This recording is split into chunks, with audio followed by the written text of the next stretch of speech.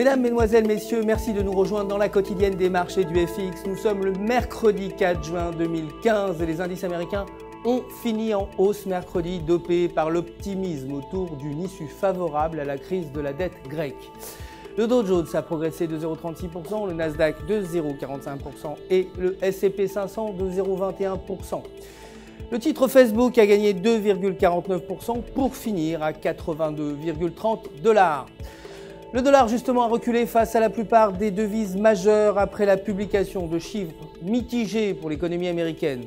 Le nombre de nouveaux demandeurs d'emploi dévoilés aujourd'hui devrait atteindre 280 000 contre 282 000 précédemment.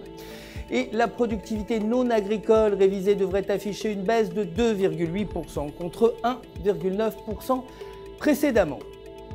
Côté matières premières, l'or a fini en baisse à 1184 $ l'once. Le baril de brut a vu son cours reculer à 59,63 $. Côté devises, l'euro a fini en hausse face au billet vert, la Grèce ayant fait un pas de plus vers la conclusion d'un accord avec ses créanciers. Techniquement, selon le graphique de 4 heures, la paire euro-US$ reste proche de la bande supérieure de l'indicateur Bollinger.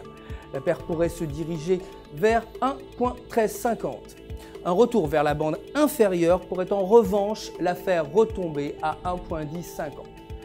La livre sterling s'est dépréciée face au dollar après la publication de chiffres inférieurs aux attentes pour l'économie britannique. Techniquement, selon le graphique de 1 heure, la paire livre US$ se situe dans un triangle ascendant. Si la paire franchit la base, elle pourrait se rapprocher de 1,5200. En revanche, si elle franchit le sommet, elle pourrait remonter aux alentours de 1,5450.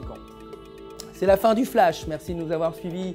Je vous retrouve bien entendu demain pour la suite des actualités des marchés du FX. En attendant, restez avec nous sur www.ufx.com pour tous vos besoins de trading. Vous le savez, un conseiller est là pour répondre à toutes vos questions. Tout UFX se joint à moi pour vous souhaiter une excellente journée de trading.